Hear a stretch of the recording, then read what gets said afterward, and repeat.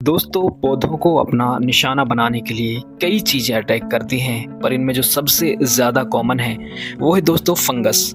जी हाँ दोस्तों, फंगस से हमारे पौधों पर शायद सबसे ज़्यादा बीमारियां होती हैं और फंगस कई अलग अलग तरह से हमारे पौधों को निशाना बनाता है। सबसे पहले फंगस हमारी पत्तियों पर किस तरह से अटैक करता है, किस तरह से हमारे पौधों को पत्तियों के थ्रू अपना निशाना बनाता है।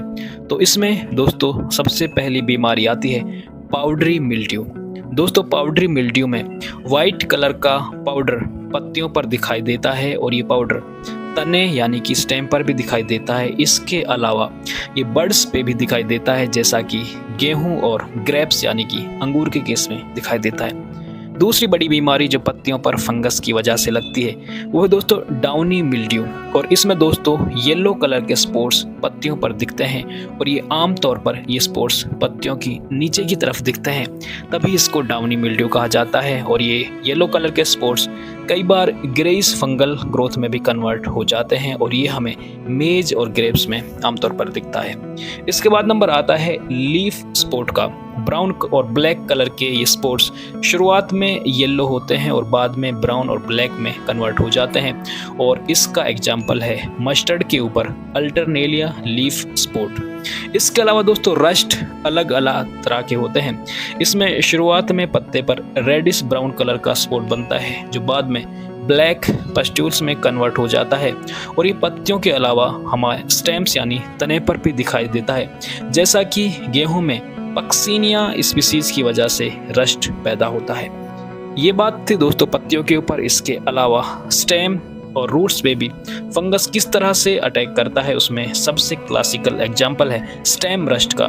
जी हाँ दोस्तों, stem rust reddish brown colour के पैचेस सबसे पहले तने पे बनते हैं, जैसा कि हमें वीट पे रस्ट के केस में दिखाई देता है, और पक्सीनिया ग्रैमिनीस स्पीसीज की वजह से ये रस्ट फैलता है। इसके अलावा रूट रॉट एक फंगल कंटामिनेशन है, जिसमें पौधों की जो जड़ें होती हैं वो सड़नी शुरू हो जाती हैं और विल्टिंग के सिम्टम्स अपीयर होते हैं, जैसा कि फिजेरियम विल्ट के केस में हमें दिखाई देता है। इसके अलावा विल्ट के कोई और तरह के भी कई केसेस हैं जहां पर विल्ट की वजह से हमारे पौधों में पहले तो दोस्तों येलोइंग होती है, उसके बाद जो कनेक्टिंग टिश्यूज होते हैं उनमें ब्लॉकेज शुरू हो जाती है और पौधे अल्टीमेटली मर जाते हैं। इसके अलावा फ्रूट और सीड के ऊपर भी फंगस से कई बीमारियां आती हैं, जैसे कि ब्लाइट इसका एक अच्छा एग्जाम्पल है। इसमें दोस्तों क्या होता है कि पौधे अचानक से ब्राउन होने शुरू हो जाते हैं और सूख कर मर जाते हैं। लेट ब्लाइट इन पोटैटो और अर्ली ब्लाइट इसके एग्जाम्पल हैं जो हमें पोटैटो में दिखाई देते हैं। इसके अलावा दोस्तों मैंगो और बीन्स के ऊपर एंथ्राकनोज नाम की भी एक बीमारी आती है जो फंगस की वजह से होती है, और इसमें डार्क कलर के लेजेंड्स बनते हैं जो शुरुआत में शंकन यानी धसे हुए होते हैं, और ये पत्ते और फ्रूट्स दोनों पे बनते हैं। इसके अलावा दोस्तों स्मट नाम की एक बीमारी जो वीट यानी कि गेहूं में अस्टिलेगो स्पीसीज की वजह से आती है, और इसमें सीड के अंदर एक ब्लैक कलर का पाउडर बनता है, और ये स्मट काफ़ी डेंजरस एक बीमारी है। इसके अलावा दोस्तों फंगस की वजह से सॉइल बोर्न फंगल डिजीज भी होती हैं, जैसे कि डैम्पिंग ऑफ इसका एक क्लासिकल एग्जांपल है जो आमतौर पर हमारी सीडलिंग्स यानी पौध में दिखाई देता है, जहां पर पौध की जो तना होता है वो ज़मीन के पास जहां पर कांटेक्ट होता है वहां से सड़कर कोलैप्स हो जाता है, और ये इससे हमारी नर्सरी में काफ़ी ज़्यादा डैमेज दिखाई देता है, और ये पीथियम और राइजेक्टोनिया फंगस की वजह से होता है।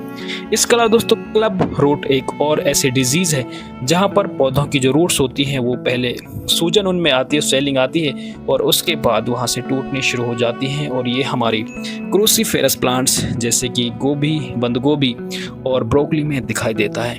इसके अलावा पोस्ट हार्वेस्ट फंगल डिजीज होती हैं जैसे कि ब्लैक मोल्ड, और इस बीमारी की वजह से हमारी सब्जियों पे काफ़ी ज़्यादा नुकसान दिखाई देता है। एस्परजिलस नाइगर इसका कोजल ऑर्गेनिज्म होता है।